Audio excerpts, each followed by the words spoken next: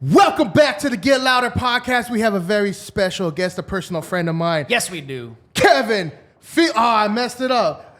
Let me redo that. We got a 7-figure business owner, a podcaster with the Thinking Bigger with Kevin Philly. Kevin Philly! In the house, What baby. up, guys? What up? How we doing? Good. Thank you for Good having to me. I have you. appreciate it. Yes, sir.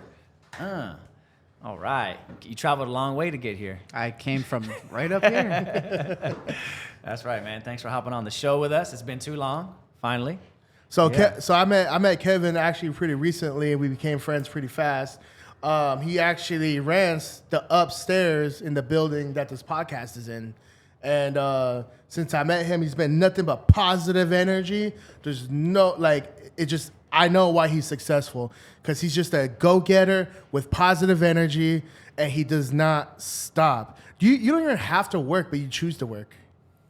I mean, I wouldn't say I don't have to work. Like, my business is at a place where it's running itself, so technically, no. But, I mean, I do. I don't know what else there is to do other than, Start when other you random love what businesses. you do, right? Yeah.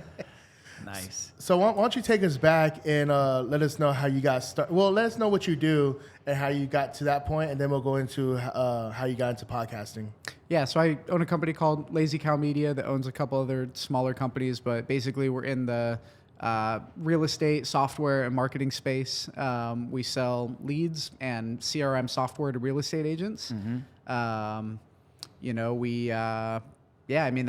my bread and butter. I also have my podcast, and that's kind of where I'm focusing my next steps, I guess. But yeah. So you became successful pretty early, and what I mean by most people will see success around their mid-30s to 40s. You saw it in your 20s. What did you do differently that most people are just missing? Like, what was the connecting pieces? Well, I mean, I think success is different for everybody, right? Like, success could be for my girlfriend, right? She doesn't see like money as like her success KPI, right? She wants to be a good mother, which she's going to be, right?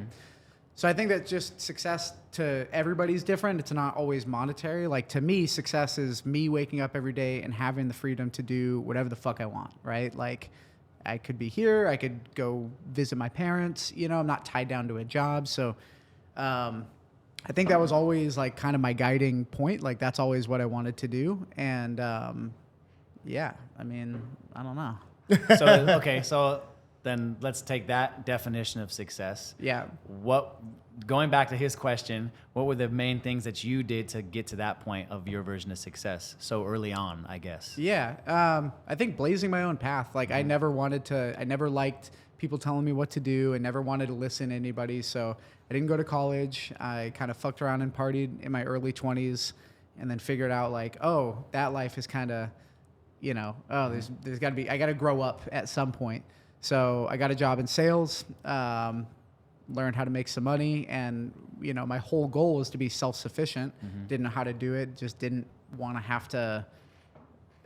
I don't know. I just looked at everybody around me, right? Like, these people work 50 years at a company, and they retire, and they barely are getting by, and Right. I don't know. It just didn't seem like something I wanted to do. So I'm like, I don't know what I'm going to do, but I'm going to figure out how to make money and how to do what I want to do on my time. So yeah, got a job selling credit card machines, and eventually left alcohol behind, got completely sober, and moved out to California, started my business. And once I learned how to sell, it was pretty much like, oh, cool. Now I know how to go out and make money on demand. Now I got to figure out the rest of it on like how to actually build a company, but I know how to sell stuff. Let's just, jump out of the plane and build a parachute on the way down. You say you left alcohol behind. Were you like an alcoholic, or was it just like to party? Yeah, I don't know if I'd say I was an alcoholic. I guess so. I definitely partied like way more than the average person, and it got me into some bad situations. Really? Yeah, just, I mean, alcohol takes away that filter of like, oh, maybe I shouldn't do this, right? So maybe I shouldn't. Maybe I should fight these. Yeah, maybe I shouldn't fight these 3 guys in an alleyway and get jumped. Like The alcohol's like, yeah, you could take you him. could do it. do it. Yeah, It's like the Kermit with the hood. exactly. Yeah, exactly. Yeah. So I mean, I eventually got arrested for fighting with a bunch of cops and Oh, shit. had like assault on a police officer charges, and luckily I decided to get sober, and the judge listened to me and basically gave me some time and was trying to feel out if I'm for real or not. And I was 100% for real, you know, waking up in a jail cell with no recollection on how you got there, what you did, and nobody's telling you what you did. So you're like, Wow. did I kill somebody? Like, fresh out of a blackout, still drunk. Like, So that's what happened that night. yeah. You woke up in the jail, so you had no The recollection. next of the fight. morning, yeah. So I'll give you kind of the short version of it. Right. But Sunday night, I go to a Red Sox game, get all fucked up, may have gotten drugged. Like Right. just because my behavior was so erratic, it was even for like the drunkest I've ever been was just way different. You know, I at least had some sort of like stop, you know.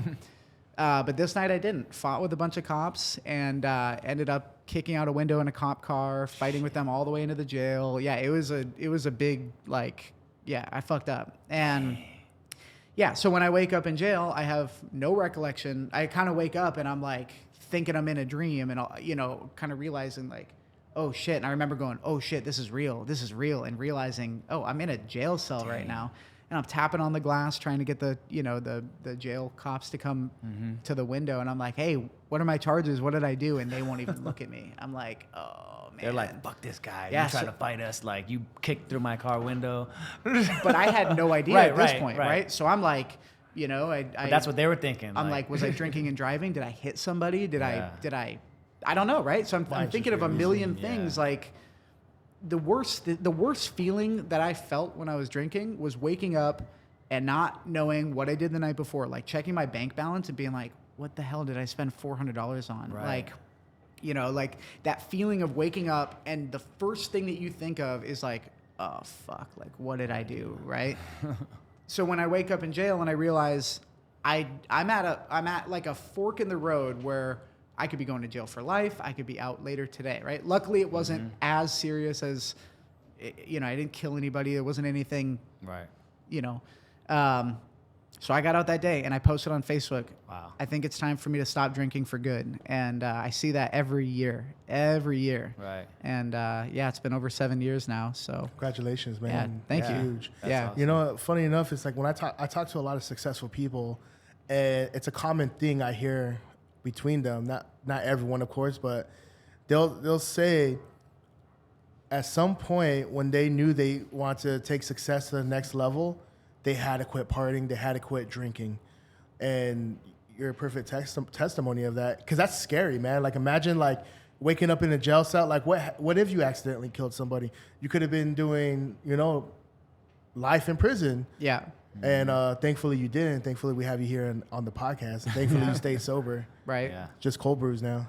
A lot of cold brew. Yeah. Yeah. So you got out of jail, quit drinking. How old were you? 23. 23. Yep. And what were the events that led you to, Moving, I guess. I guess, moving forward into right? What was that breaking? What was the moment before glory? I suppose you know. Yeah. What was the moment that it just all clicked in your head and you knew the combination to become successful? Yeah, I mean, my life was already pretty good at that point, right? Like when you asked if I was an alcoholic and I didn't really have the answer to that, it's like when you think of an alcoholic, you think of somebody who's like stumbling around, late to work, like, you know, they don't really have like they're kind of like that like miserable alcoholic. I wasn't that. Most people didn't even know I had a problem with drinking, right? Skin's all rubbing off and Yeah. red nose. Yeah, no, I wasn't. I never like I would have drinks at lunch, you know, but when I started drinking, it would like, is this once I started? Right. I'm not, my day's over, you know, like cancel, you know, and my morning tomorrow too. But, Right. but I think that when you get sober, and especially for anybody that has a problem with alcohol, this whole time you're drinking, you don't know it, but you're covering something up. You're using it to, I think I was using it to stop feeling reality, right? There were feelings that I didn't want to feel. There was trauma I didn't want to dive into. And when you get sober and when you completely take away all those filters, you start to see the world for what it really is. So for me, I started realizing, oh, okay, I was drinking all this time, but this was keeping me on this autopilot of like this same path. The second I stopped drinking, my thoughts changed, right? Because you change all your habits. You change the scenarios you're in. I'm not hanging out with all my friends that are partying anymore. Now I'm meeting new people. I'm going to AA meetings. Now I'm meeting sober people. I met Ken Casey, the lead singer of Dropkick Murphys. Got to be friends with that whole circle. The mayor of Boston at the time. All these different people that I started to like, oh shit, like these guys are all misfits, but a lot of them are successful, right? So that just sort of opened my eyes, and I was like, wait, what am I doing here in Boston? Like, the weather sucks most of the time, right? The winters are cold, the summers are hot and humid. I'm single at the time. I don't have any responsibilities. Why don't I move to California? I know how to sell because I had a sales job and I was making good money, you know, over 6 figures. Yeah. Why don't I go do this for myself? So literally packed up all my shit. I was actually playing Grand Theft Auto, which takes place in Southern California. Right. And it's wintertime. It's miserable. And I'm like, Los Angeles weather on my phone. Yeah. And it was like 72 degrees or Right, something. right. And I was like, wait, what am I look outside, the wind's blowing, the Right. snow's, you know, I'm just like, gotta what get am I outta here. doing? Packed up all my shit. 2 weeks later, I was in California. That's crazy. Dude, I love that. When did you get that tattoo on the inside of your forearm? That's actually my most recent one. Really? Yeah, I got it like 2 years ago or less than that. Yeah. Actually, this girl that I know was in her tattoo like residency, so she wasn't even done with like tattoo school. She was like, you know, so this is like one of the like 10th tattoos she did or Right. something. But I love it because yeah, it's a reminder. Like, dude, we're all gonna die. Do you have any friends that have died Yeah. young? Like, yeah, like they didn't get to live. They probably didn't think they were gonna die then, you know. So I don't know. I just think that being able to live life on your own terms and understanding that, like, dude, why are we taking this shit so serious? We're all gonna die. Yeah.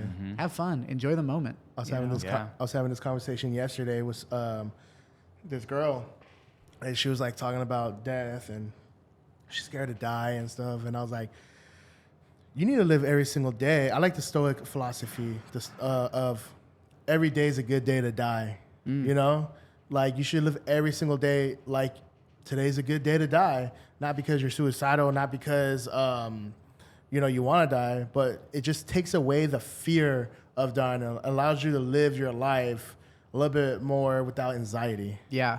and allows you to go after your dreams as well. Like, what do I have to lose? Yeah. Absolutely. Yeah, and I think that's it. I mean, also, like, you can't. Nobody is gonna make it out of this life alive, right? Like, we all die. Nobody. And I have my own personal belief that I think that, you know, when we die, like, something else is there, right? Like that's when you're like, oh shit, that was all a play or whatever. Right? I don't know. You know, it's like taking the VR headset off. Yeah. But I don't think that I'm not afraid of death anymore. You know. So you were at one point? Yeah, dude. Yeah. That used to be all I thought about for a while. And one thing when you get sober, you realize that you have to like just surrender. Like you have to just let go and understand that although you might want to control everything, things are going to happen that are out of your control. You know, when my sister committed suicide, right? And yeah, a couple years ago, 2019. Oh, shit. And you learn a lot, right? Like you scramble and you want to make everything different, right? But you can't stop somebody after they're dead, right? And you know, she shot herself at my parents' house, and my parents found her, right? And you as a father, you know, I mean, I can only imagine how my parents feel, you know, and there's a lot of like wanting to change that, but you can't, right? So you have to just accept it. So I have to think, okay, well, my sister struggled with mental health. She was probably not going to get better. So it's all good. Yeah. It is what it is. We Yeah. can't change it, you know. She can't unkill herself. So, Right. you know, you have to surrender to like the idea of this shit's gonna happen. And guess what? You're gonna die. You're gonna die. Right. I'm gonna die. We're all gonna die. Yeah, But are exactly. we gonna live? Right? So with that philosophy, I mean, do you still allow yourself time to grieve, like Yeah, of the course. acceptance? I mean, because I feel like a lot of people they take that perspective, but then instead of allowing themselves, they bury it and they say, "Oh, I can't change it, so I'm just gonna like bury all the feelings." and then And maybe I that did shit that, later, actually. You know what I'm saying? Like, Yeah, because it's funny because a couple days after my sister died, I came up with this idea for this company and built it like over. I mean, I was working like 18-hour days just to like not think about it, you know? And that's a good point. Maybe that's what I've done. I don't know. Oh, wow. Pushed you, So that's what pushed you into going this route. Well, no, I mean, I already had my business, but gave there you the were rocket fuel. Yeah, there were some things missing that I had kind of. I think again, it's a pattern interrupt. When you have these big pattern interrupts in your life, it shifts what you're doing in your day-to-day tasks, right? So like this morning, I woke up, I went to Donut Bar where I get my coffee almost every morning. Walk to the office, go up the elevator, go sit down in my office, start my work, right? When you're doing that same stuff every day, you're going to get relatively the same outcomes because you're doing the same thing, right? You do one workout, you're going to work out that muscle, you're going to get that benefit. So when all of a sudden you're now out of town for a funeral and then you're traveling and everything changes, you start changing your thoughts. So when you change your thoughts, you start to change your reality because you're doing different things. So I think that's kind of what happened. I had this major pattern interrupt where everything I'm doing is different, made me see things differently. And I realized, oh, hey, this offer that we're selling for my company needs to be changed. And I literally woke up one night, cheapassleads.com. The domain was available, bought it, built out the SOPs, built out the offer. And like by morning, we had our first customer. It was crazy, but Wild. Yeah. That's crazy. I had someone close to me. She had passed away from a drug overdose, and I remember people were like, "Oh man, aren't you sad? Aren't you sad?" And she dealt with mental health issues as well. Yep. And I was like, I don't feel sad. I actually feel like that was the best thing for her. Like I feel like she's in a better place now. Living on this earth was so painful for her that she had to do these drugs. Yep. And now that she's passed away, I feel like all that pain has finally gone away for her. She could be at peace. Yeah. So did you sort of feel the same way? 100%. Like almost, and I think most of my family did because it wasn't like it was out of the blue, which some people it is, right? We knew she had mental health issues. She had a traumatic life, right? She had PTSD. She had a lot of things happen to her that just cards were dealt, that way. And when she passed away, there was almost a relief because she was living with my parents at the time, and she had a lot of guns, and like she was paranoid and going, like just wasn't completely tied to this reality. And when she died, you would think, and when I've had other deaths in the past, there was a lot of sadness. There was a lot of like, and of course there was that when she died, but there was this feeling of like peace. It was the only way I can describe it is like her soul or her energy was like letting me know, hey, this is how it was supposed to be.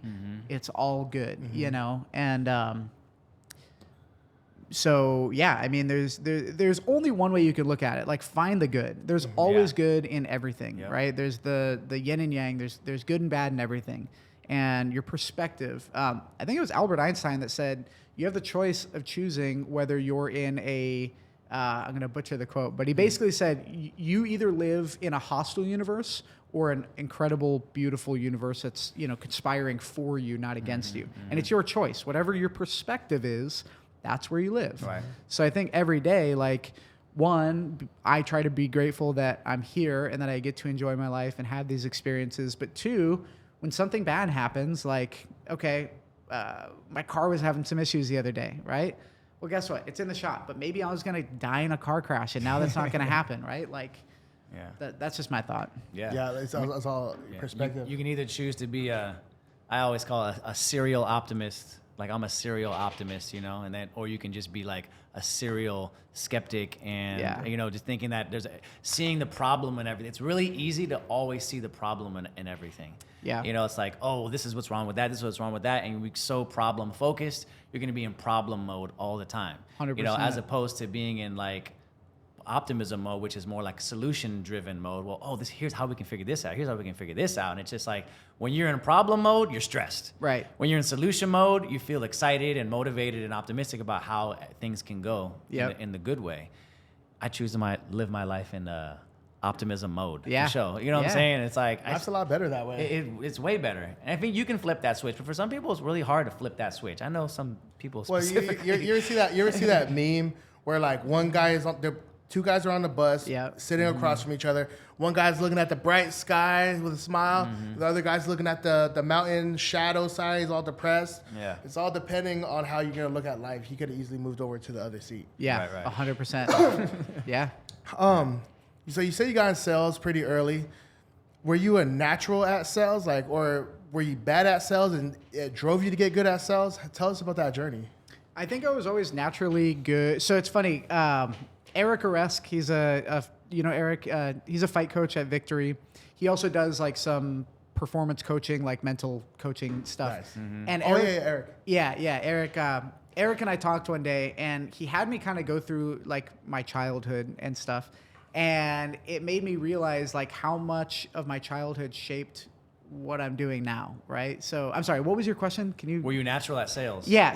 So I think that I was a natural at sales, but I think it's because my whole life I was always, he said one thing. He's like, well, how is your relationship with your father? I mean, my father loves me to death, but very unpredictable, right? My dad, Vietnam vet, PTSD, his own shadow, right? He would come home and it was like, fuck, like, I don't know who's coming home, right? Is he going to be upset? Am I like, what's going to happen? Is he going to beat the shit out of me? Like, what, not that my dad, was abusive, but he was just tough. Yeah. And I think that forced me to pick up facial recognitions, right? Like you're hyper vigilant and focused on like, where's his next move? And you kind of have to read people. So Eric sort of pointed out, he's like, yeah, you're natural at sales, but it's because since you were a kid, you were always having to like read people's emotions and try to see where their next move was. And also I was always getting into trouble. I was such a little shithead when I was younger. So I was always selling my way out of trouble, right? Like talking to teachers, getting teachers to like me, so a lot of negotiation. yeah, yeah. So Instead of taking away my Xbox, yeah. Well, how about we? I have a proposition for you. But I was always like building little businesses as a kid, little snow shoveling and lawn mowing and yard sales and random stuff. But I got a job at a kiosk in a mall. That was my first sales job, and learned how to sell cell phone cases to people that did not want them as they're walking by. Right? Oh, you did that? Yeah, and I was fucking good at it too. Yeah. What was your line? Do you remember? Yeah, you start out with, hey, what kind of phone do you have, right? Because it kind of opens up a conversation. But sometimes I would hand them a cell phone case as they're walking by, and then I'd just walk away. And now they have this in their hand. They have to walk back to you. Yeah, like wait, no. And I'm like, oh, here, what kind of phone do you have? Yeah. And then I match what they're wearing a white shirt. Now I got a white case on their phone. Like, oh, I kind of like it actually. That's Dude, my favorite, like the most, like, and it's funny. I was like, this is how I want my sales team to be. You know the guys at the mall that sell the shoe cleaning? Oh, yeah. They're so hyper aggressive, bro. Hey, yo, man, hey, come here. Yo, man, you got chicken. Hey, let me get those for you real quick. You get the one shoe clean, and you're like, bro, what about the other shoe? Yeah. Oh, it's going to be $12. Yeah. We would do this one thing where people would walk by, and I'd be like, oh, don't step in that. Don't step in that. They'd be like, oh. And I'm like, oh, it's on your shoe. And they'd lift up their shoe, and we would just see how part of this was us just being bored, right? We're in a mall. It's dead. Like, a few people are walking by. Hey, you got something on your shoe? And they'd look down, and then we'd be like, no, the other one. Like, oh, no, the backside. And ththey're like lifting their shoes up. And hey, come here. Let me see your phone. I'll take a picture of it. And then we'd be like, wait, come here. Let's put a case on. And then, try to sell them. And most of the time, people would. Sometimes that happened. But most of the time, people would you got me. That was good. Like, and then they're like, fuck, now I got to buy something, because it's $20, $10 for a case. But, exactly. But I learned how to sell there. At least I learned how to like deal with a lot of rejection and stuff. Moved back to Boston because I was in Oregon then. Moved back to Boston, worked in the restaurants for a little while, and was like, what am I doing here? Like, I don't want to be stuck here. So I went out and applied at these jobs and got an interview at this company, told them I had a college degree, showed up, and then like at the end of the interview, I knew I killed it. I was like, by the way, I don't have a college degree. And they're like, that's cool. We actually don't really care about that. So they hired me. I sold credit card processing, payroll, kind of similar to what Jeff did with ADP. Learn how to sell. And in that job, I don't know if you know much about this, but credit card processing, nobody wants to talk about. Nobody wants to talk about their rates. It's kind of like used car industry. Like there's some good companies, but most of them are not. So there's the trust is just at an absolute lowest level. So you have to get really, really good. And in Boston, like the business owners are like hard, you know, it's like if you're playing a video game, they're on like the extreme difficulty mode. Because you walk in, they see a suit with a briefcase, like get the fuck out of my business. Right when you walk verbatim. in. Like, yeah. yeah. No, like, and sometimes I would not leave until they're like, I'm calling the fucking cops. Yeah. Like, all right, we're out, you know. But you would have to go in and hey, get out. I don't want to talk to you. Hey, that's cool. Hey, is that Heartland? Oh, dude, you know, the Heartland's, you know, and then we just try to open up that, you know, and then, so you learn how to build relationships. You learn how to generate your own leads. You learn how to go out and find business and convert them. And when I got sober, that filter kind of went away, and I realized I'm working for these guys who are phenomenal. The owners are still mentors of mine, super wealthy dudes, like baller money. But I learned everything from them. But then I realized, like, hey, why am I not taking the next step and like going and building my own thing? Right. And Ty Lopez was around at the time, right? I'm watching his courses and watching his videos, and I'm like, I'm going to learn how to run Facebook ads. Went to all of my clients that I had built up over the years. Hey, can I run Facebook ads for you? I'll charge you $200 a month, $500 a month. And that's where it kind of started. And when I moved out to California, I was selling credit card processing as a contractor for this company, no longer an employee. And I was also selling my marketing stuff and just trying to figure it out, going business to business, and then learned how to run Facebook ads. And then, dude, it just kind of, you know, hired my first employee, and then it just built up. And yeah, now we're doing a couple million a year, and yeah. Freaking awesome, man. Yeah. Dude, that's an amazing story, man. That's like how important sales is. And really, I say this all the time, like we're a marketing company, but once the marketing is only to get eyeballs, you still have to sell. Yeah. Right? And remember that big beef between Jordan Belfort and Grant Cardone? Yeah. And they were arguing what's more important, sales or marketing? And Grant was like, well, marketing's the most important thing. Yeah. And Jordan's like, yeah, marketing's important, but you still got to be able to close the guy, right? Yeah. That was an awkward interview too. That was a very strange interview. Well, because when they interviewed, when Jordan had Grant on his podcast, right? Yeah. Well, because Grant just came in there super hostile, like wants to prove a point, and Jordan was all like chill and everything, like, let's have a civil conversation and talk about it. And Grant was like trying to just get these aha moments, these one-up moments on it. And Grant ended up looking really bad in that interview. Yep. Yeah. He was a little intimidated, low key. He probably was at the end of the day. I mean, it's Jordan Belfort. Yeah. But I think sales is influence. Like being able to influence somebody else's decision is the most important thing that you can have. I think it's the most important skill that you can have because even down to like getting pulled over, right? You have to influence that cop to liking you, trusting you, and letting you the fuck go, right? Like not giving you a ticket. Yeah. So you have to be able to empathize, like have empathy and understand where somebody else is at, and then be able to cater to that, I think. So you built this business up, and then now you're getting more into content creation / podcasting. Yep. Tell us about what inspired that, and then what is like your goals for this podcast, and where do you think it's going to take you? Yeah, I mean, I think I'm just following the math, right? Like you look at where media is headed and where people are putting their attention, and attention is going to podcasting. You know, there's the long form, and then you break it down into the short form clips and things like that. So I think for me, I realized, and I'm going to give Grant Cardone some credit. Grant Cardone has a great point about personal branding. He's like, hey, it doesn't matter if you're the best at whatever. If nobody knows you, nobody's going to buy from you. So I think that, you know, it's kind of, that's a good debate on what's the chicken or the egg, I think. But I think that if you're not known and if you don't have a good personal brand, people, especially in the future, it's like now if somebody hits me up and I can't find anything about them on Instagram or social media or whatever, I'm not doing business with them because I don't trust them, because this is where trust is built. So I think that I realized, like, hey, I need to have a good personal brand. I need to have a good reputation, and I need to be able to, I need people to know me. So that's it, right? When people know you, stuff flows to you. It's just how it is, you know? So I look at marketing like campaigning, like how politicians campaign. They travel city to city, have their speeches, shake the hands, kiss the babies. Yeah, that's campaigning. Well, marketing is the same exact way. The more people that you can get to know and trust you, the easier it will be to sell them at the end. Yep. And like you do a great job. You get these big people on your podcast. You just got Trax on your podcast, which is really cool. Yep. That guy's really cool. So I think that's really what it is, like getting known.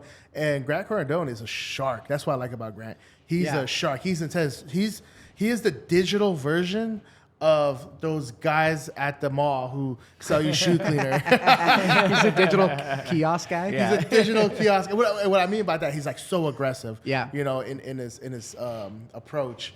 And you have to be aggressive. You have to be aggressive in your marketing. You have to be aggressive in your networking. You have to be aggressive. It's all about how many faces, how many relationships can you make? Yep. And you can only do that with time and ferocity. I can't say it. Ferocity. Yeah, it's a tough word. Ferocious. You got to be like the Mike Tyson of marketing. You know what I mean? Right. Like just a lot of power and intensity. Well, I think also, and the reason why I did the podcast is it's relationship building, right? It's only like most people will try to get a mentor by saying, "Hey, can I get an hour of your time? Can we go to lunch?" Some people will do that, right? But for the most part, they don't want to do that. They want value, right? So like if I have somebody on my podcast, I'm not taking from them, I'm giving to them, and I'm getting my own shit, right? So you're giving value, and in return you get an hour of consulting. So I never, that's how we look at it. Yeah, I never would have been able to sit in a room with Trax NYC. I never would have had David Meltzer on my podcast, or whoever. The podcast is a vehicle for me to grow my personal brand, get known, get to know other people. Like we're growing our relationship right now just by being here, and we're all getting content from it, right? Mm-hmm. So I don't know. I just think it's the people with the personal brands will win in the future. Mm-hmm. Yeah, because what it allows you to do also is pivot if we ever need to. Yep. Regardless of where you go or where you take your career, people know, like, and trust you. Indirectly know, liking, and trusting your businesses or whatever it is that you're involved in. Yeah. It's like having the real life version of an email list and not being dependent on Facebook or Instagram or the platform if they ever get shut down. Right. You know what I'm saying? So it's like no matter what ends up happening, it's like I'm taking my clients and I'm out of here and they're coming with me. Yeah. Because they like me. You know what I'm saying? So yeah. Well, exactly what you said is like, hey man, like let's go grab a cup of coffee, and you're a fucking busy guy. You're like, oh, like if I wanted to go grab a cup of coffee, you might go grab a cup of coffee with me. But like just someone random, you're just gonna be like, oh man, I gotta take time out of my day. I already had a cup of coffee. I'm not really enticed to do it. Yeah. But when you're like, hey, come on my podcast, we'll get clips of you. You'll get to post on your social media. You'll look really good. That's why I stress, like, I don't really care how I look on the podcast. I want you to look the best on the podcast, because when we cut clips up, I want you to look really good and you feel confident about sharing. That's why I let the guests talk. You know what I mean? I want you to talk. I want you to tell your story. I want you to get your talking points off. And I'll try not to interrupt you too much, because I want you to get to build that relationship. And then you have a good time, and now you like me. Yeah. You know what I mean? Well, there's something to... Sorry, go ahead. I was going to say, what's interesting too about podcasts is like, it's interesting what conversations are allowed to take place. It's like sometimes you talk about a lot of things that you wouldn't normally talk about if we just went and got a cup of coffee. Right. Like you may not have necessarily told us about your sister, in a lot of other situations. Right. Yeah. Well, it allows you to dive deep. Yeah. Right. And it's a public forum too. So some people choose to get more vulnerable in that kind of scenario. I don't know. But when I see guys like Patrick Bet-David go all in on content creation, that's a big sign. Patrick Bet-David is somebody who looks, and if you guys don't know, Valuetainment, dude's a baller, right? Absolute G.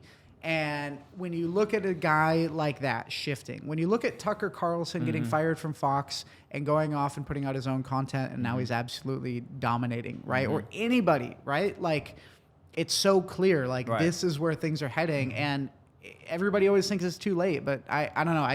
I decided that I'm gonna commit to this, and I'm just gonna crank it out. I have a full-time guy that does my edits, does all my posting and whatever. And I'm committed. I don't care if it takes 20 years. I'm in. Yeah. Well, it's because what it really is at the end of the day is our ability now to create this content and put it out the way that we can is just the culmination of advertising and marketing, every version of it that ever existed, all wrapped up into one. Yep. And so it's like, if I have the ability to like show my face like a billboard, say things I want to say like an advertisement, like that, have an interview with somebody, like a TV show, Yep. like all the things that you could have ever done in marketing and advertising, now we can do all the time on a consistent basis, like, and literally for free. Yeah. You know, seriously. so it's like, why wouldn't you dive into that? It's like the ultimate opportunity, Right. you know? You know what I 100%. like is like when I did your podcast was then like every time you made a clip and tagged me in it, I got like a boost of dopamine. I'm Yeah. like, oh shit, that's me. Oh, that's me. Oh shit. Oh, that's tight. You know. And your clips did really well, bro. Like your clips went. I mean, I do numbers. yeah, man. you do numbers, bro. I don't know why. Like, but you know, I'm a no name. Yeah. But hopefully that's a good sign that. Do you say you're a no name? Yeah, I'm a no name. No one knows about me. Well, that's where you start, right? Right. We're all no names. But it's confident. It's confident boosting for me to like know that someone like who doesn't have a name or is building his name Yeah. can do some kind of numbers. Yeah. And it's like, oh, okay, cool, man. What's gonna happen when I do build a name? How much will this 10 times? You know what I mean? Yeah. 100 times. Well, and that's the thing is with content creation from like watching other people, there's like this 10-year run up where it's like slow, and all of a sudden it just shoots up. And that's where it really happens. That's when everything changes overnight. But you know, I went to this event where Ryan Pineda was speaking. Do you know Ryan Pineda? Yeah.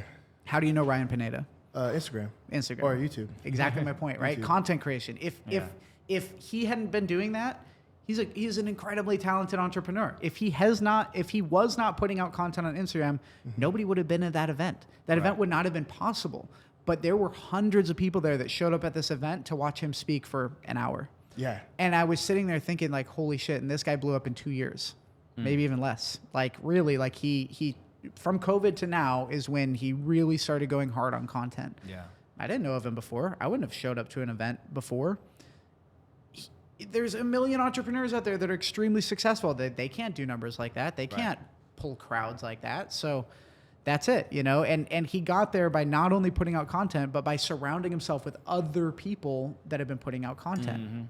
Collaboration. They A lot can of build people. off each other. Yeah. A lot of people don't understand that if you want to grow, you have to collaborate. Yeah. Like you're not gonna to do it on your own.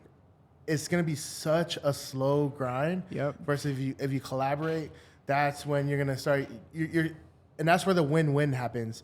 You get to share each other's audience, and like for instance, you have an audience. They're gonna watch this podcast, and maybe they like me enough. Maybe I'll get a couple subscribers. Yep. And then my audience will watch your podcast, and they'll like you, and they'll follow you. And now we're both winning. We're both growing. Right. You know, I want to ask you about dreams, right? Not like in the woo-woo way, but like, you know how you like people say, oh, I have dreams. Yeah. And I never really understood what that meant until recently. Well, back in the day when I first became a barber, I wanted to get good so bad. Like if I didn't do a good haircut, I would just like play the haircut over and over and over in my head. And I would dream it. I would even like do reps in my brain while I'm sleeping, and I'm dreaming about doing the haircut like 5 times. Yeah. You know what I mean? That was like my first taste of dreams.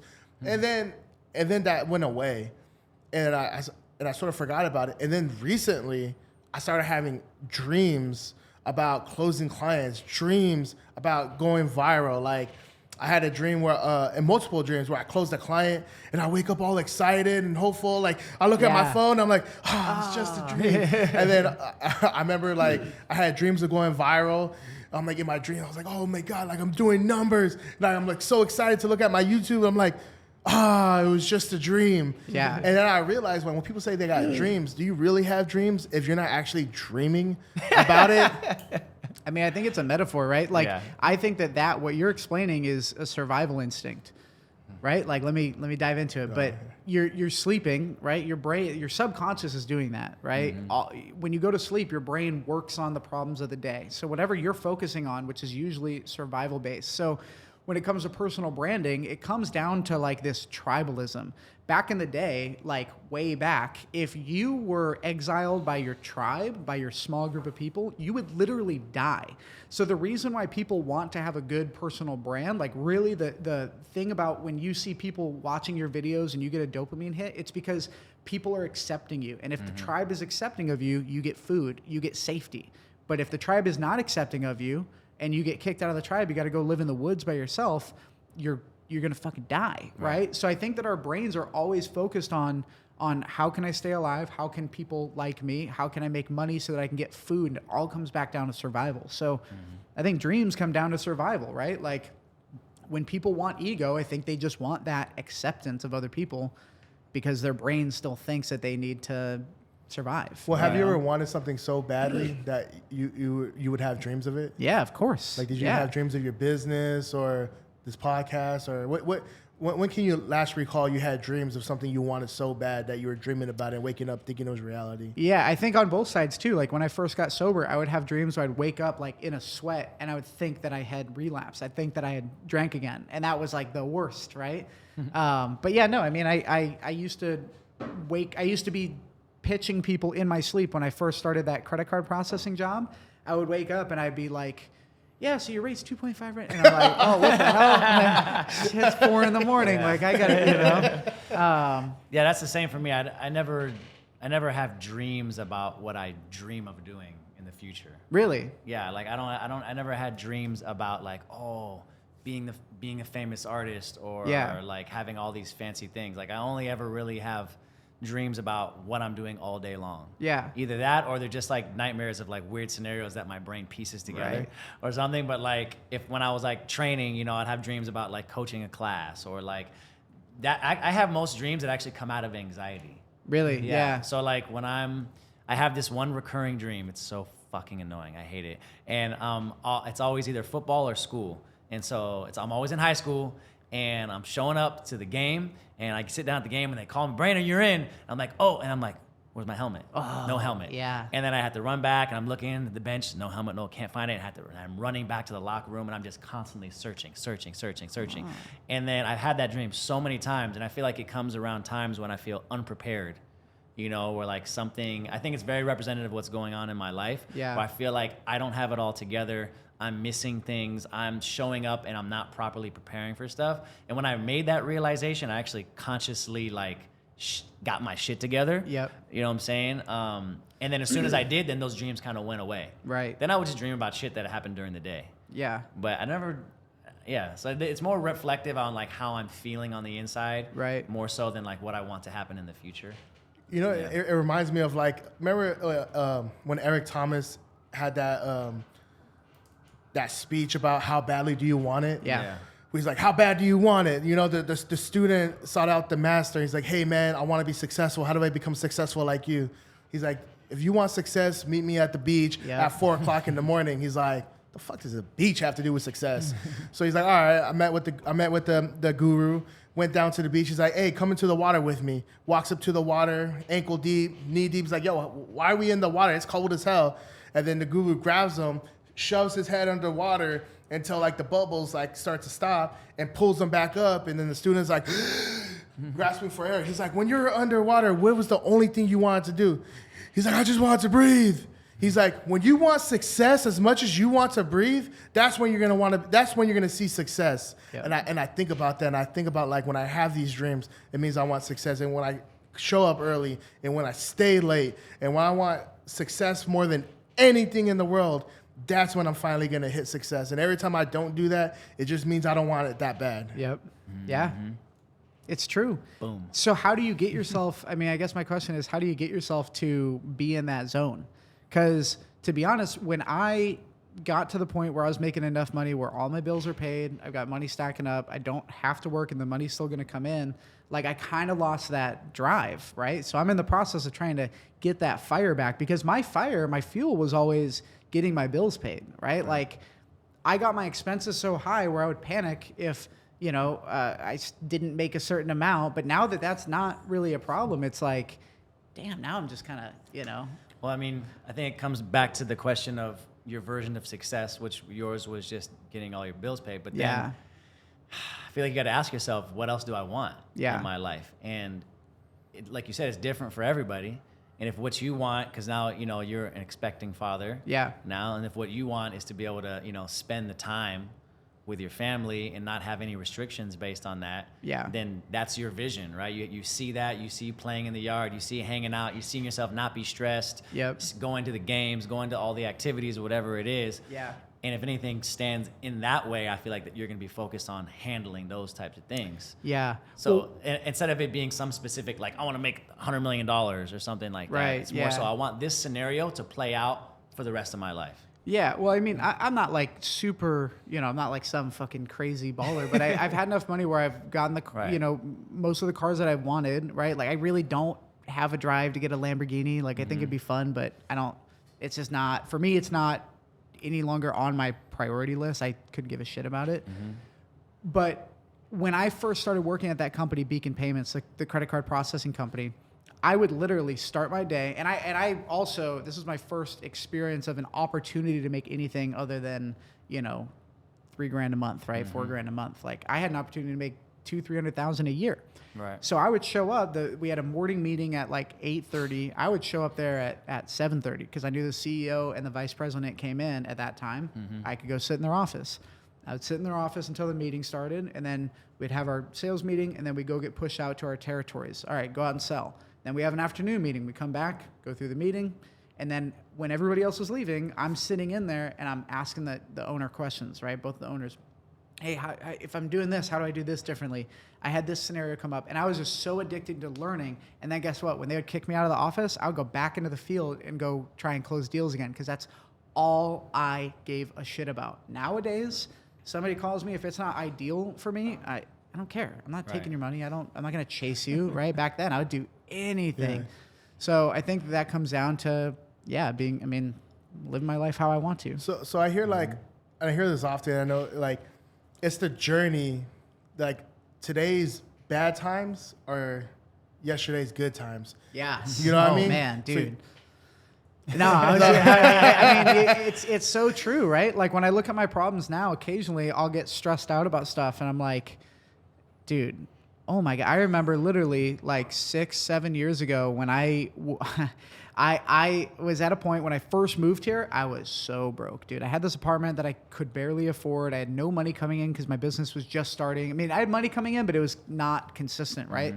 I'd have a good week and then I'd blow it because I had terrible financial management skills. And but I would literally get the Cash App and I would text people that I know, hey, if you sign up for Cash App with my link, we both get $5. And I had this little Cash App card that I could that you could swipe, like a debit card, right?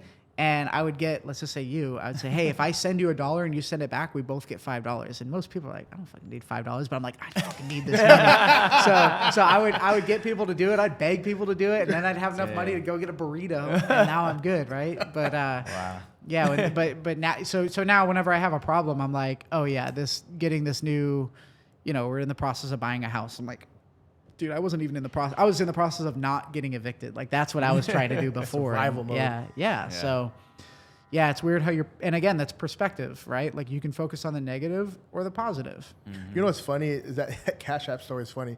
I did the same thing when Uber Eats first came out. Yeah. I sent the link to everyone. Dude, I was eating good for like a couple months, from that, saving so much money not eating out. Yeah. So what do you do now? Like you were in survival mode, right? In survival mode, it sucks when you're in it, but then when you're not in it, you look back, you're like, damn, like those. I look back and I sort of miss those times. There's wisdom in struggle. Well, there's a chase too, right? Mm-hmm. Like you're chasing something. Then you have, and I think part of humans is like you feel good when you accomplish a task. So if you're extreme, and sorry to cut you off, but no, please. When you're extremely stressed, like you can't pay your bills, and when I look back my whole life, one thing that Eric and I worked on was like, hey, did you get your assignments done on time, or did you wait till the last second to get them done? Mm-hmm. Were you always overdue? Were you always just trying to barely get by? It's because you get an adrenaline rush out of that, and when that goes away, and you don't have to fight for your life in this scenario in your brain, like you almost get depressed because now you lack meaning. You're not on that. You're not running to chase that pig to stab it and then cook it and then eat it, right? Like, again, it all comes down to our primal instincts. Right. But I think that there is an addiction to those stress hormones also, right? Like you are so amped up on adrenaline and cortisol and all these stress hormones that back in the day was like, oh, the tiger's chasing me. This is going to keep me alive. Right. So now you get addicted to this negative feeling, really this amped up negative feeling that when that goes away and you can relax, you kind of like, fuck, like what next? You know? Yeah, that happens to me a lot. Whereas every time I've ever gotten like into positive, meaning like positive cash flow, got more than enough money, I can't spend it all. Yeah. I start getting depressed and like sort of like comfortable and just like, well, what now? What now? And then I'm like, I gotta go bigger. Yeah, right. And then I spend it all trying to go big. Bro, me too. That's, you know what? Grant Cardone always talks about, I remember watching this video, and this is 5-6 years ago, maybe like 8 years ago now. Maybe even before I got sober. But I remember watching this video, Grant Cardone, and this girl was talking. They're in like this room, and she's asking him advice, and he's like, well, how much money do you have? And she says some number that they blurred out, but she said some number. Let's say, call it 50 grand, right? Well, you have 50 grand. Okay, cool. You're broke. And she's sitting here like, what? He's like, why not just give it all away? Just dump it all away. And what he said was like, Grant Cardone, when he gets money, he puts it away. He goes and invests it in something right away. He doesn't sit with cash. Right. And I think that's a good way to do it. And especially for me, something that clicked in this conversation is I have a good amount of money just sitting. I've got money sitting, and I think that makes me comfortable. If I just go put that in something, that's going to push me to then feel that survival mode again. Mm-hmm. Maybe I just need to keep doing that because I've gotten too comfortable. I'll say it, man. Like, I'm fucking bored. So do you have any ideas? Anything spark in your head? Like, oh, I want to do this. I want to create that. I want to build this. Dan Fulkerson and I talked a couple months ago, went down to his office, and we actually shot a video. This whole conversation's recorded. But Dan, basically, I was like, hey, so, I want to invest in these businesses. I want to do this and this and this. And he's like, bro, you built a multi-million-dollar company.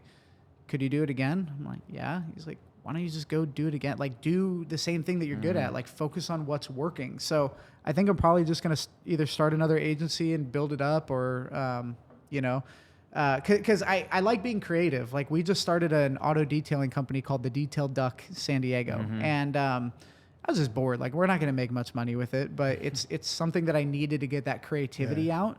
But I think I'm ready to go back into building another company. And it's so fun to build and hire and build culture in a company. And, we started in this little tiny office up on the 5th floor, and we worked our way up through 2 different offices. And now we have a big private suite. And, that happened in the growth, right? Like we just kept growing and growing. And that's I think the most fun part about being in business is just that daily pursuit of a goal. Yeah, and I see how happy you were. Like when I went to Harbor Freight with you in Ace Hardware store, you're all excited. Like, I need to get this one part and everything. Oh yeah, for the detailing stuff. Yeah, you're like so excited. You're like because I'm doing something, right? Yeah, I'm not even gonna make much. Like best case scenario, we make like 10 grand a month with it, and I have a partner in it. So now we make 5. Like it just, it's not life changing money. I mean, you never know what it could lead to, and I think we needed to get that creative itch out, and we're still gonna grow the company. We're still gonna, whatever. But I'm not fucking cleaning cars for a living. Like I'm not, not that there's anything wrong with that, but I'm just trying to leverage my time better.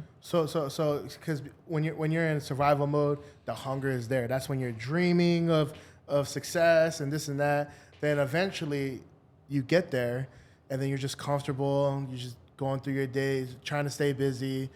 So do you think just creating companies and doing it again to feel that pressure is what's going to bring you joy in life? I have the thought that in April, my whole life, because I have a daughter coming in April, my whole life is going to change. Mm-hmm. Like I think that right now I'm kind of in a spot where I can feel it changing, but like when I look at my girlfriend and I see her stomach, she's only 4 months pregnant or something. Yeah. I know there's a baby in there, but I don't know there's a baby in there, right? Like I have to. Not till it comes out, until it's real. Is that how it is? Cause yeah. And earlier you mentioned like all I want to do in my life is be able to wake up and do whatever the fuck I want to do. I was like, that's about to change. Yeah. Yeah. But in your position though, I think it's going to be a lot easier. Obviously, so you'll still be able because what you're going to want to do is be there. And you'll have the luxury to be there, right? Which is the best part about it. Yeah, you know what I'm saying? Yeah. So, but I think a lot of things are going to change, and that's a really good point. Yeah, I don't know what changed for you when you became a father. I know this is your. Yeah. I'm not supposed to be asking the questions, ask. but Yeah, no, this is a conversation. Man, everything changed. I mean, I wasn't in the position that you are in as far as your business when I had my first. Yeah. And it was like everything about life was changing. It was my son was born in 2020. Right. You know what I'm saying? Wow. Yeah. So it's like the whole world was changing. The world was shut down. I just moved out of my place. Didn't have a job. You know, I was trying to pursue my music career. I was doing shows. Now I can't do shows. Yeah. You know, it's just like everything changed. And, man, like I had to rebuild. I went into like rebuild mode multiple times. Like 2020, 2021, 2022 is when I finally started like gaining traction with things and really figuring out like where the business model was going. Yeah. And then that led to, you know, me partnering with Jeremiah, but it was very hard, bro. Yeah. Extremely hard. And it's just like, and then we had another one. Yeah. You know? So I just made it harder on myself. But yeah, I mean, just being able to, or for anyone out there listening and you're a hustler, you're an entrepreneur, you're a grinder, you know, it's hard to have kids while you're doing that. And I know that's like some people don't have the choice necessarily. Like it is what it is. It happened. Yeah. But you want to be able to spend all your time working on this business because you know it takes hours and hours and hours of dedication. But then so does the child. Right. You know, so it's very difficult to balance. Right. Yeah. And you're also sort of lucky too because you're already successful and you're bringing in a kid. It's a lot different than you're struggling to get to success, right? And then you have a kid, right? Like I sometimes get like I'm very understanding. I get frustrated with Brandon sometimes because I'm like, why can't you just be a deadbeat, bro? Be a loser, dad. Let's just get be here at all day. 6 a.m. and let's not get home till like 10 p.m. Every single day. Yeah, and it's like, well, I gotta take care of my kids. Well, luckily I live like 2 blocks down the street, so it's. I mean, we're moving, but you know, it'd be nice to have that commute still. But. Are you buying a house here in California? Yeah, San Diego. No way. Where is? I don't know. Probably Bonita, Chula Vista, somewhere relatively close. But somewhere nice. Yeah. Dude, yeah. Congratulations, man. Yeah, man. Dude, How much money do you think you have to make so San Diego, for a lot of people who don't know, you might be listening to this in Utah or Idaho or somewhere. Expensive. San Diego is one of the most expensive cities in the country. And California makes it even harder because they tax you up the yin yang. How much money do you think you have to make in order to live that like baller lifestyle where your girl can stay at home and be a mom and you guys can still go on to vacations and you guys can still have a nice sized house and even potentially put your kid in private school? What do you think that number is here in San Diego? 400,000. I wouldn't call it a baller lifestyle. I'd call it middle class. Like a middle class lifestyle. That's like upper middle class, I think, you know. I'd say like 400,000. Yeah. It's crazy. I mean, look, like interest rates are absurd. You're going to pay 8% for a house right now, you know, and the average property value, like if you want to if you don't want to be in the hood and you want to have a 3-bedroom, 2-bath, like 1,500 square foot house in a decent area with a tiny ass yard and a 2-car garage, you know, where, you know, in Phoenix, Arizona, that costs $300,000. It's $1 million here. Yeah, it's $1 million. It's a fucking $1 million. Yeah. I mean, you can get it down. You can get, you know, we're looking between like 800,000 to $1 million, somewhere in there. Probably 900,000 is where we'll, you know. But that's like, I remember growing up, like, oh, I want to live in $1 million house, and it's like, oh yeah, it's a 3-bedroom, 2-bath in National City. Regular house. Yeah, and you better get some fucking guns, you know, because you know, we looked at houses, and I can live anywhere, like I don't mind, but now, and before we knew we were having a kid, my girl was like, we're driving around, it's like, there's a lot of gang graffiti around here. I'm like, it's fine. We're gonna, you know, property value still good over here. Yeah, it's gonna get gentrified eventually. But yeah, no, I mean, I think everything is going up, and I make a lot of videos about making money, right? Like I talk about how to get skills to make more money, how to generate skills, how to go out and be in sales, how to figure out how to get to that next level. And I get all these comments of people who are like, well, money doesn't matter, but fucking, you don't get what's coming. You don't get what's already here. Like people can barely afford to eat food right now. If you don't have the ability to go out and make money on demand when you need it, you're going to be fucked. And if you can't make I don't think people realize to live in a major city in the United States right now, you have to make at least 200 grand a year, 150, 200 grand a year to live above the poverty line. Not even comfortable, like uncomfortable. I'm serious. Like I cannot imagine making 200 grand a year in San Diego. I can't, dude. Yeah. A mortgage is like $8 grand a month. The average income here in San Diego is 70 grand. And I remember back in 2010, 70 grand was like, you were doing decent. You could buy a house in La Mesa, like a 1,500 square foot house in La Mesa. You can have a kid or two. Your girl can sort of stay home. Yeah. You know, that 70 grand is now, I think like if you make less than $60,000 or $70,000 in San Diego, you're technically under the poverty line here in San Diego. I think like the poverty line is like somewhere around like 63,000 or something like that. No, it's like 120, or maybe it's 120 per household then, because that actually makes closer sense. So for the poverty line, and most people, what is poverty? Household? Yeah, that's a great question. Like, what is poverty? I mean, not struggling to pay. I mean, think about it, right? I think you have to factor in medical costs as well. Yeah. What if your kid's in the hospital for 3 months? Yeah. Now what? Yeah. Like that can happen to anybody at any time. My dad was just in the hospital for almost a month. Yeah. You know, like, bro, like I don't think people realize just because your bills are paid doesn't mean you couldn't be wiped out in a few weeks. Yeah. Yeah. And it sucks because even if you finally buy your house and everything, and we're gonna start seeing a lot of foreclosures because a lot of people already at an all-time high right now because you bought your house. Overpaid. Cost of living is going higher and higher and higher. It's even to the point where people are having a hard time renting. So like you bought this house thinking that you're gonna rent it out. Now you have to charge so much. It's like no one's gonna rent it from you. Yep. So now you have to bear the cost of that. You can't afford it. You probably lost your job, or you're not keeping up with inflation. Now, look, we're in a hard time. I'm thinking about moving to Texas. You think so? Have you been to Texas? Yeah, dude. We went through that whole thing. We almost moved to Arizona the last couple of months. Like we thought about it. It doesn't make sense, bro. Like, tell us your thoughts. Yeah, tell us your thoughts. I think convince me to stay. I want to stay. I think that you're focusing on a short-term problem, which is everything's expensive here. Just make more money. Like, I know that sounds dumb, but like, bro, you have the ability to make any amount of money that you want to make, right? Like, there is no limit to the amount of money that you can make. You just have to figure out how to do it. Well, I was talking to Brandon about this because our like making good money is like you said. I'm not gonna say it's easy because it's not easy. It takes a lot of work and it takes persistence over time. Yep. However, once you start hitting this money, like it's like, okay, you make 400 grand profit a year, you know, and it's like, well, that's a lot of money. But think about the lifestyle you're going to be able to live here in San Diego. Well, grass is always greener on the other side. Like so you mean Texas or in San Diego? No, if you make 400 grand in Texas, you're living a baller lifestyle. But you're living in Texas. Like then you're going to be like Texas. There's the fucking bro. Do you want to drive 45 minutes to go to the store? Like.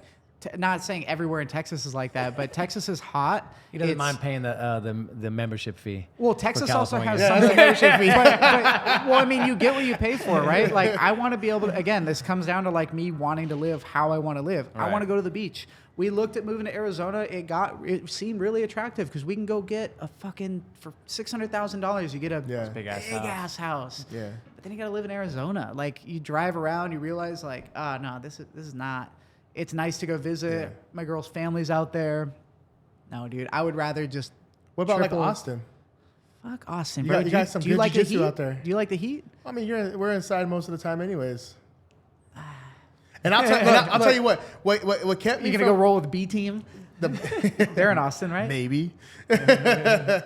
Well, so for instance, like when I lived in Texas before, the thing that really like pissed me off more than anything was the mosquitoes. I hate mosquitoes. Yeah. This year, I've dealt with so many mosquitoes here in San Diego. Yeah, I was like, what was keeping me from wanting to stay in San Diego was I didn't have to deal with mosquitoes. Yeah. Now I'm getting butchered by mosquitoes. I might as well move to Texas. Yeah.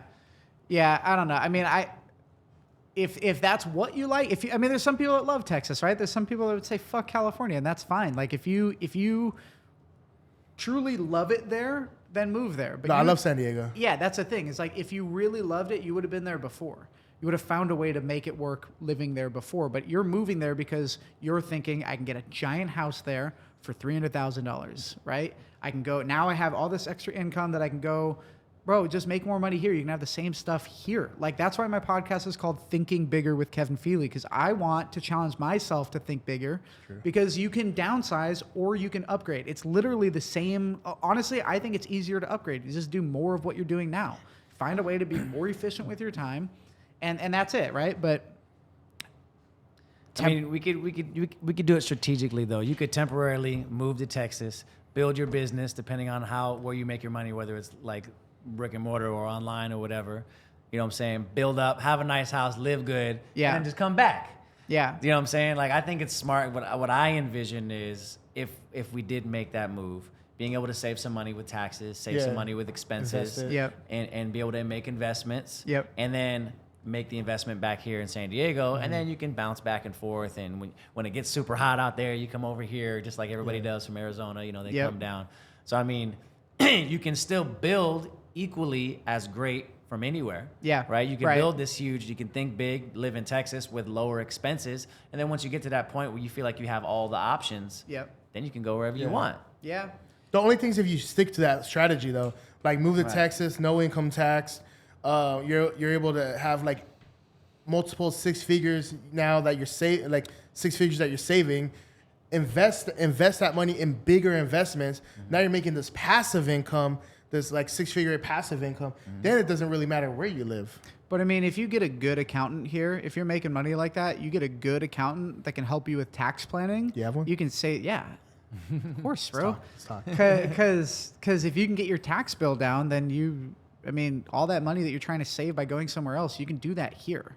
Like, you just have to get creative with your tax strategy. And I agree. Like, and look, let's be practical, right? Like, if you really want to do it for a year or two, you can go out and do that. But I think personally, I would much rather live in a smaller place and live below my means as much as I possibly can than, like, because look, I could go buy a fucking Rolls Royce. Why? It doesn't make sense, right? I'd rather live below my means with a reasonable Ford Raptor or something that's nice but not too bougie, right?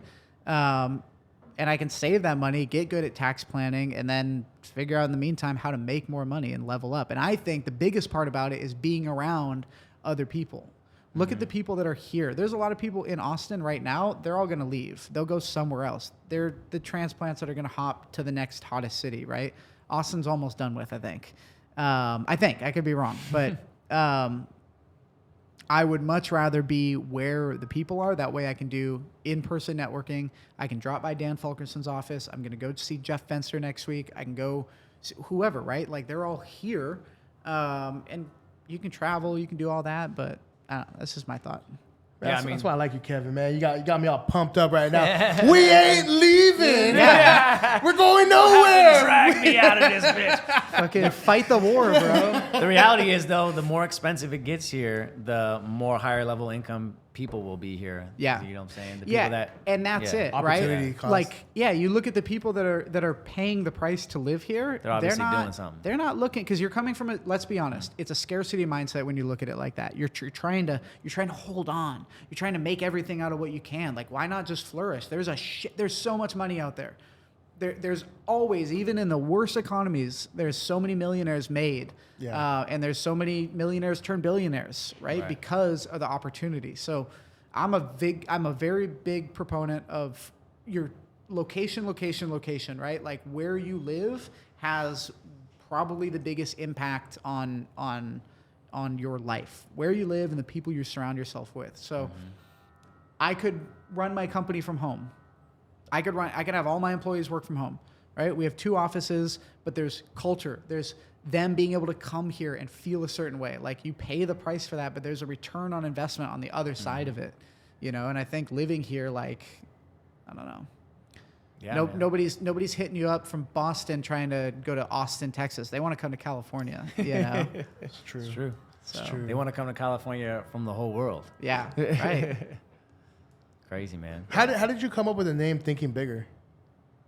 I just thought about, like, it took me a while, actually. In any of my companies, like, I think one skill for me is branding, like coming up with catchy business names and whatever. And usually it comes to me pretty quick. This took a while. Like, we had so many different ideas, but at the end of the day, I thought down to like, what's my core principle of this? What do I want my audience to feel? What do I want? What's the message here? And it's literally just think bigger. Like just that, right? Like, you just have to think bigger. And then if you can think of it, it's most likely possible, right? I'm not going to the NBA, so there's a limit to that. But if you can think about a certain income level, it's really just your subconscious self-sabotage that stop you from getting it, right? Like, so I think thinking bigger, believing things are possible, having faith that what you want is possible, and then just putting the puzzle pieces together, right? Like, figuring it out. I think thinking bigger is like the most important thing that anybody can do, right? You have so many people that, like you talked about, from the optimist and the pessimist side of you, the pessimist needs to think bigger. Pessimist, that negative person, the ones that's looking out the not the beautiful sunny side, they're looking out the cliff side at the darkness and the rain. They just need to think bigger and look on the bright side. No pun intended. You know? What kind of advice would you give the 20, 21-year-old who doesn't have it quite figured out, knows he wants to be successful, maybe he's watching these podcasts trying to figure it out? Like, what kind of advice would you give him? You're going to be 30 faster than you know it.